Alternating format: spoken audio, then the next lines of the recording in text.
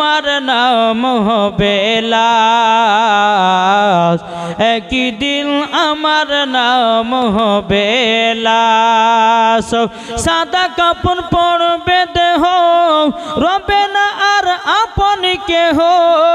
সাদা কাপড় পরবে দেহ, রবে না আর আপন কেহ। বন্ধ হবে নিঃশ্বাস, একই দিন তোমার নাম হবে লাশ, একই দিন তোমার নাম হবে লাশ। ঠিক না? মসজিদে এলান হবে, একে একে জানবে সবে, সকলে আসবে তোমার বাড়ি। মসজিদে এলান হবে, একে একে জানবে সবে, সকলে আসবে তোমার বাড়ি। বড় পাতা গরম পানি আনবে কো আতর দানি, বড় পাতা গরম পানি আনবে কো আতর দানি। কেউ গিয়ে কাটবে ঝাড়ের বাস, একই দিন তোমার নাম হবে লাশ, একই দিন আমার নাম হবে লাশ। ঠিক না? জোরে বলেন না? একই দিন তোমার নাম হবে লাশ, একই দিন আমার নাম হবে লাশ। থাকে যদি দিলে তোমার দয়া নবী মুস্তাফা, যাবে তুমি জান্নাত, যাবে তুমি জান্নাতে নবীজির ওসিলায়, এতে কোরআন লেখা তাই। যেদিন তোমার মরণ হবে, যেতে হবে কবরেতে, যেদিন তোমার মরণ হবে, যেতে হবে কবরেতে।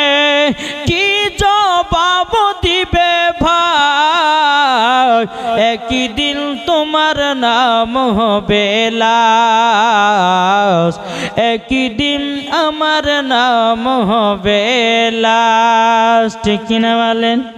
তাইলে একদিন যদি আমাদের নাম লাশ হয়, তাইলে বাবাজি এত টাকা পয়সার অহংকার কেন, এত জমি জায়গার অহংকার কেন, এত বাড়ি গাড়ির অহংকার কেন? আমার আল্লাহ পাক আল্লাহ তাআলা বলতে চোখ আমার বান্দা বান্দিরা সকলকে একদিন অন্ধকারে কবরে চলে যেতে হবে।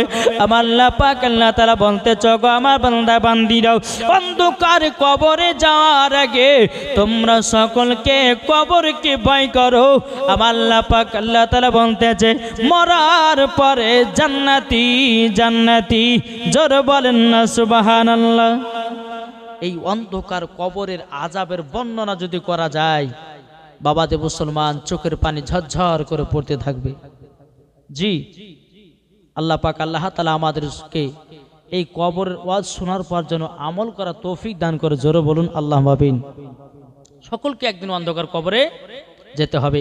কবরে যদি আসান পেতে চান, তাইলে বাবা দিয়ে আমার নবী মুস্তাফা বলতেছে ও আমার বান্দা বান্দিরা, কবরে যদি আসান পেতে চাও, আগে নিজের বাড়ির বাপ মার সেবা করো, কবরে গিয়া জান্নাতি হবে। আমার কথা কি বুঝতে পারছেন? জি, আগে কাকে মোহাব্বত করতে হবে? জি, বাপ মাকে। আমার আল্লাহ পাক আল্লাহ তাআলা বলতেছে এই বান্দা বান্দিরা, তুমি নামাজ পড়তেছো, রোজা করতেছো, হজ যাকাত সবই করতেছো, তোমার মার সেবা যদি না করো, নামাজ রোজা হজ যাকাতের কিছুই কাজে দেবে না। আমার আল্লাহ পাক আল্লাহ তাআলা বলছে গো আমার বান্দা বান্দিরা, নামাজের আগে মাকে চিনো, আপনার কিনা রোজার আগে মার সেবা করো।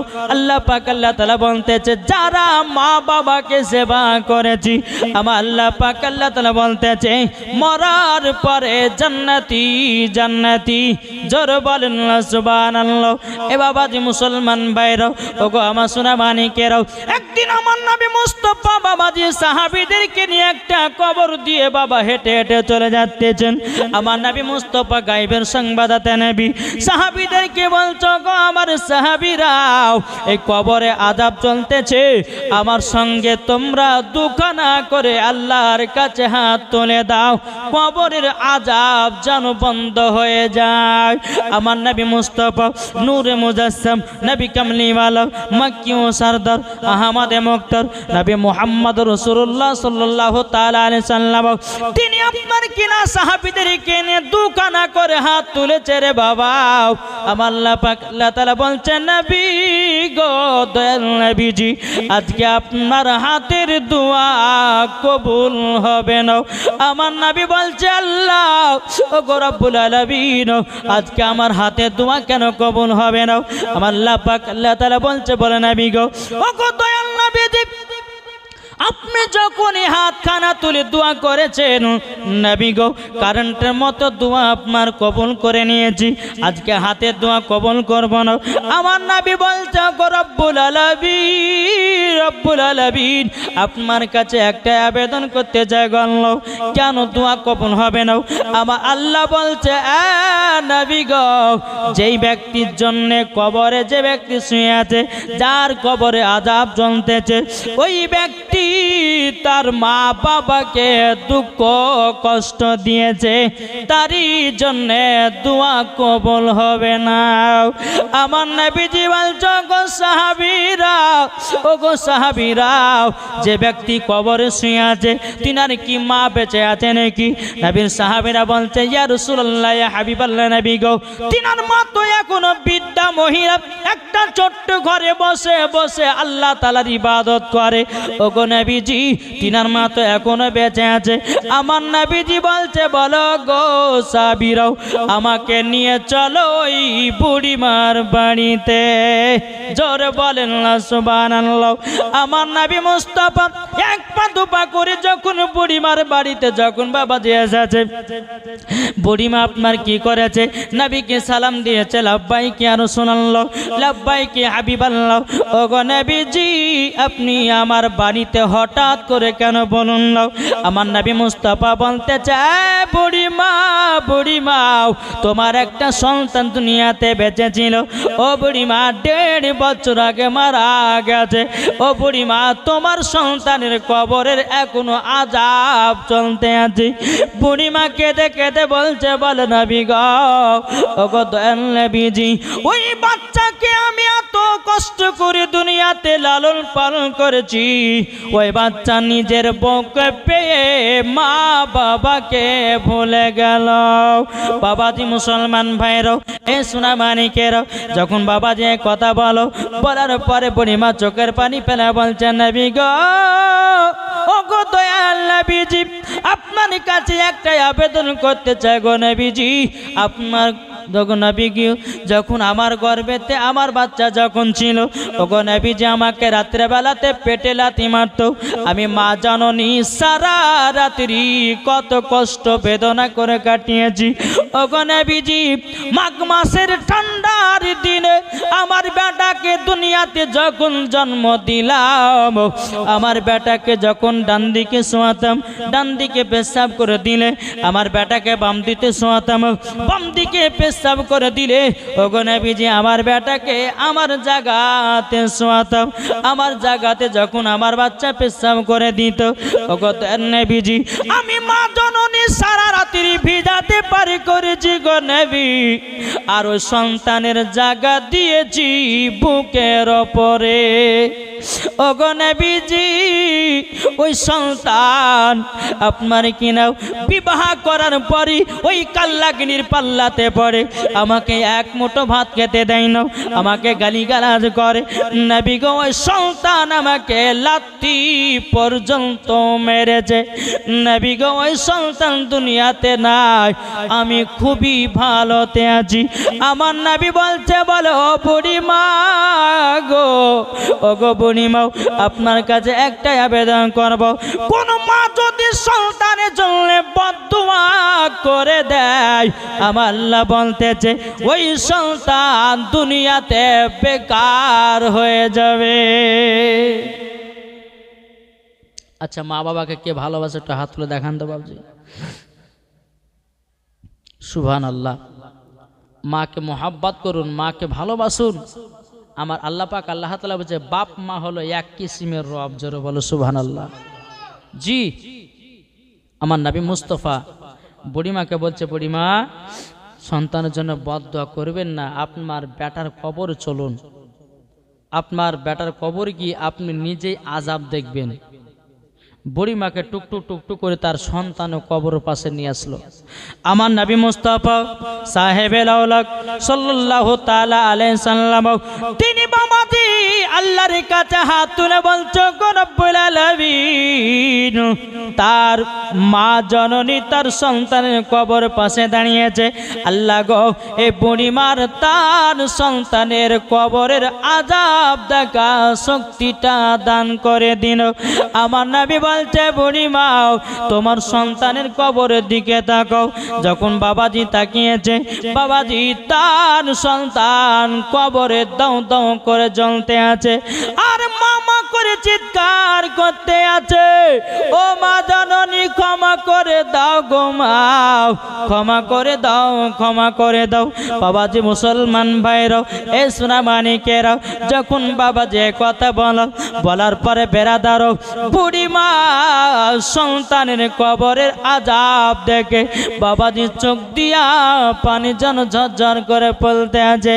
ওগো নবীজি গো, যেদিন আমার বাচ্চাকে আমি জন্ম দিয়েছিলাম, নবী গো বাচ্চা জন্ম দিতে গিয়ে কত না কষ্ট বেদনা হয়।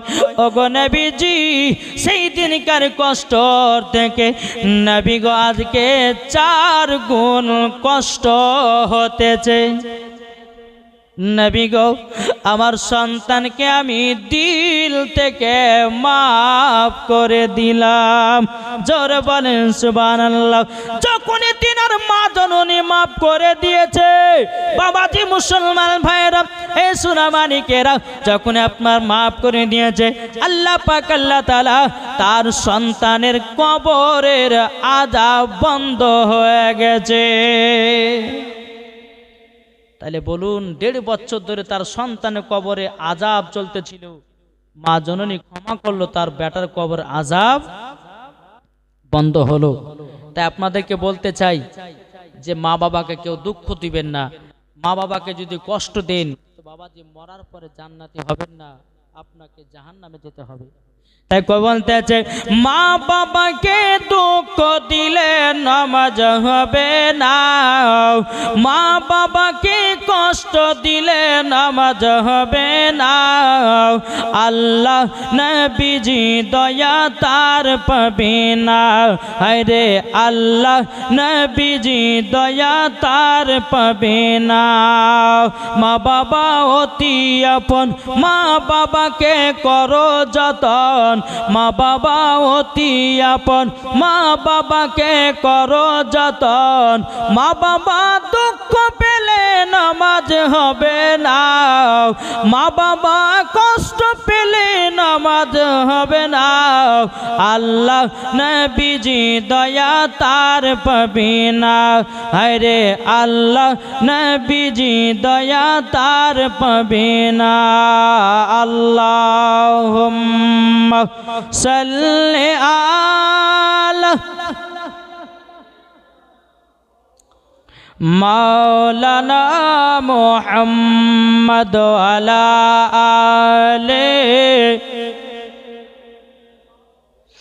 মাওলানা মুহাম্মদ সাল্লাল্লাহু তাআলা আলাইহি সাল্লাম। বাবাজি মুসলমান ভাইরাও, এই সোনা মানিকেরাও, তা আপনাদেরকে বলতে চাই রে বাবা, মা বাবাকে কেউ দুঃখ কষ্ট দিবেন না, মা বাবাকে কেউ বাবাজি খারাপ গালিগালাজ করবেন না।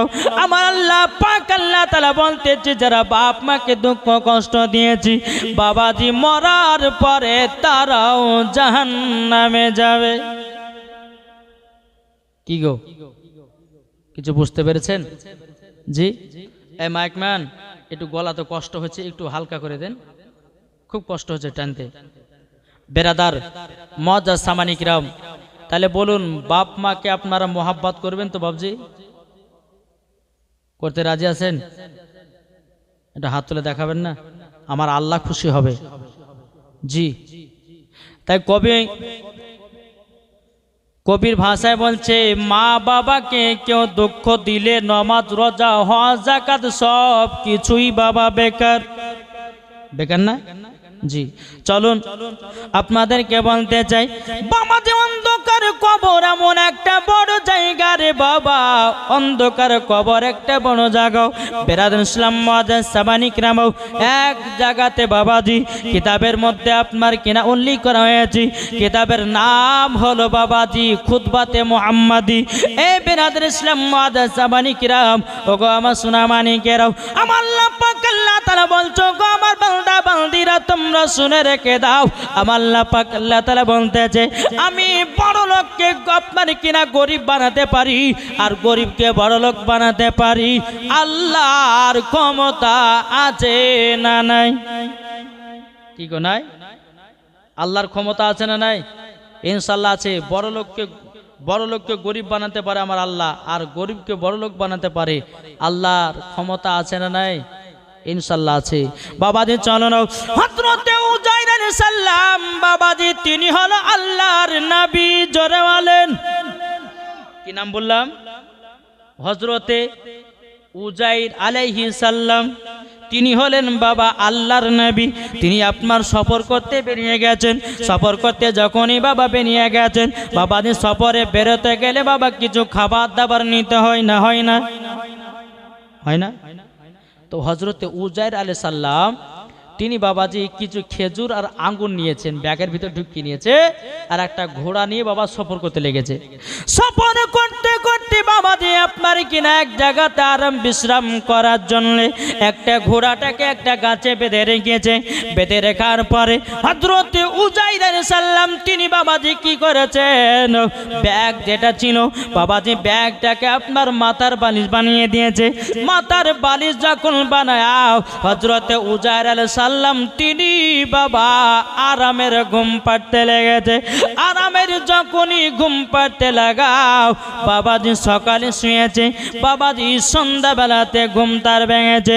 বেরাদুল ইসলাম মুআজ্জাজ সাবানি কিরাম, এ সোনা মানিকেরাও, হযরতে উজাইর আলাইহিস সালাম তিনি বলতেছে, কি ব্যাপার, আমার ঘোড়াটা বেঁধে রেখেছিলাম গাছে, আমার ঘোড়াটা গেল কোথায়? জমিনের দিকে তাকিয়ে দেখতেছে বাবাজি ঘোড়ার হাড্ডি পর্যন্ত নাই। বাবাজি মুসলমান ভাইরাও, এই সোনা মানিকেরাও, যখন বাবাজি কথা বলার পরে হযরতে উজাইর আলাইহিস সালাম তিনি বলতেছে, বল আল্লাহ ওগো রব্বুল আলামিন, আপনার কাছে একটা আবেদন করতে চাই। আল্লাহ গো, আমি তো এ গাছে একটা ঘোড়া বেঁধে রেখেছিলাম, আবার সাওয়ারি করা ঘোড়াটা গেল কোথায়?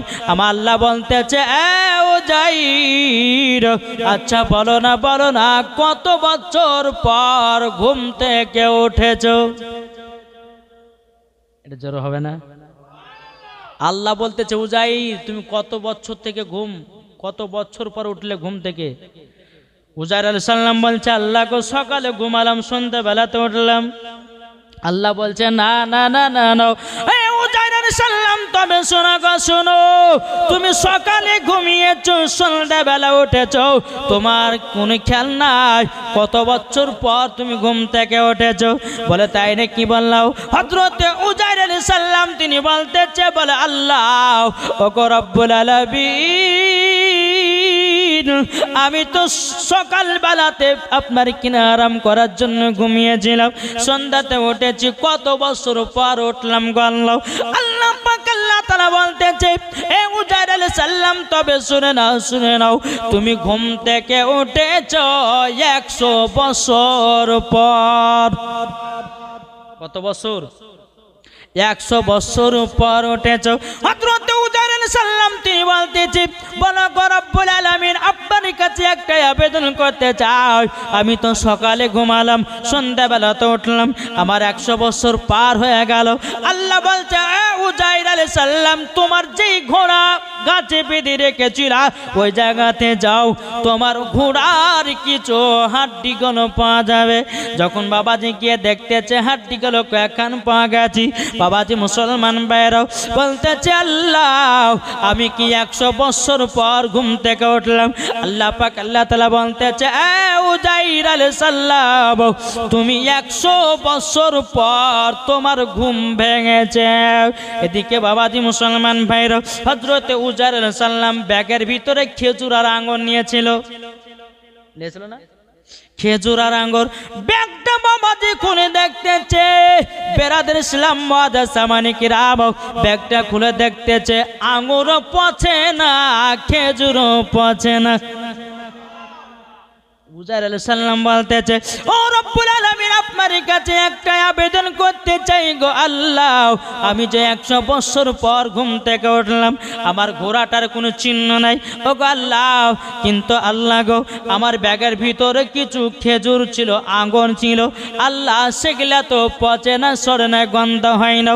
আল্লাহ পাক আল্লাহ তাআলা বলতেছে এ উজাইর আলাইহিস সালাম তবে শুনে রেখে দাও, শুনে রেখে দাও, তোমাকে একটা কথা বলে দিই যে এই খেজুর আর আঙ্গুর গলে একটার কারণ জানলে পচেনি। বলে আল্লাহ কিসের জন্য পচে নাই? তখন বলতেছি বলো গো আমার উজাইর আলাইহিস সালাম তোমার শরীরের সঙ্গে খেজুর এবং আঙ্গুর টাচ করেছিল, তারই জন্য খেজুরও পচে না আঙ্গুরও পচে না। জোরে বলেন সুবহানাল্লাহ। তাইলে বাবা চিন্তা করে দেখুন যে হযরতে উজাইর আলাইহিস সালাম তিনি বাবাজি 1 বছর পর ঘুম থেকে উঠেছে, তিনার ব্যাগে খেজুর ছিল খেজুরও পচে নাই, আঙ্গুর ছিল আঙ্গুর আপনার পচে নাই, ঘোড়াটা গাছে বেঁধে রেখেছিল কিন্তু বাবাজি ঘোড়ার কোনো চিহ্ন নাই। তাইলে বলুন আমার আল্লাহ কি না কি পারে? আমার আল্লাহ বলছে বলে ও আমার বান্দা বান্দিরা তোমরা যদি নবীর সঙ্গে যদি মহব্বত রাখতে পারো কবরে যাওয়ার পরে তোমাদের শরীর পচবে না। নারে তাকবীর, নারে রিসালাত। বাবাজি মুসলমান তাহলে চিন্তা করে দেখুন হযরতে উজাইর আলাইহিস সালামের কাছে খেজুর আঙ্গুর থাকার সত্ত্বেও তিনার শরীরে টাচ পাওয়ার পরে যদি পচতে না পারে গন্ধ না হতে পারে, আমার আল্লাহ পাক বলতেছে তোমরা নবীকে যদি মহব্বত করে অন্ধকার কবরে যেতে পারো তোমাদের শরীরও পোকামাকড় খাবে না, পচবেও না। এটা জোর হবে না? জি। তাহলে আমরা নবীগণকে মহব্বত করতে রাজি আছি না নাই? একটা হাত তুলে দেখান ইয়া রাসূলুল্লাহ। ইনশাআল্লাহ আসুন বাবাজি, আমার আল্লাহ কি না পারে, কি গো ঠিক না? চলুন আমি আপনাদের সম্মুখে বলতে চাইছিলাম আল্লাহ পাক আল্লাহ তাআলা হযরতে উজাইর আলাইহিস সালাম তিনি সকালে ঘুমালেন, সন্ধ্যা উঠলেন, আল্লাহ বলছে তুমি 100 বছর পরে ঘুম ভেঙেছে। এটা জোর হবে না? জি। তো আল্লাহ কি না কি পারে বাবজি। এখন মানুষকে আল্লাহ পাক আল্লাহ তাআলা যদি পারে যে একটা মানুষের হায়াত আমি 100 বছর এবং কিনা একটা মানুষের হায়াত আমি 1000 বছর পার করে দিতে পারি, আল্লাহ পারে কি পারে না? ইনশাআল্লাহ পারে। আজ আমরা মুসলমান 100 বছর হায়াত পাওয়ার পরে কার সঙ্গে মার ঝামেলা করছি, কার সঙ্গে রক্তপাত ঘটাচ্ছি, কার জমি থেকে চুরি করে খাচ্ছি, কার আপনার চিটারি করে খাচ্ছি। আমার আল্লাহ পাক আল্লাহ তাআলা বলছে বান্দা রে তোকে 100 বছর হায়াত দেওয়ার কারণে তুমি আজকে ভুল পথে চলতেছো। আল্লাহ বলতেছে বান্দা যেই দিন তুমি বিছানগত হবে সেই দিন বুঝবে আমি কত বড় ভুল কাজ করেছিলাম। আসুন বাবজি মুসলমান, তা আপনাদেরকে বলতে চাই কবর, এই কবর এমন একটা জায়গা, ইমানদারের জন্য কবর শান্তির জায়গা, আর বেঈমানদারের জন্য কবর হলো কঠিন জায়গা। তাহলে বাবাজি আমরা ইমানদার হয়ে মরতে চাই না বেঈমানদার হয়ে? এটা জোর হবে না? ইমানদার হয়ে মরতে চাই। তাই কবি বলতে আছে একদিন তোমায় মরতে হবে। আচ্ছা বেশি গজাল বললে কি আপনাদের কষ্ট পেয়েছেন? জি। যার দিলেতে নবীর মোহাব্বত ভরা তারাই তো গজালের পাগলা, জোরে বলেন ঠিক না? একদিন তোমায় মরতে হবে তুমি ভুলে যেও না, হবে মাটির বিছানা গো তোমার আসল ঠিকানা, ঠিক না?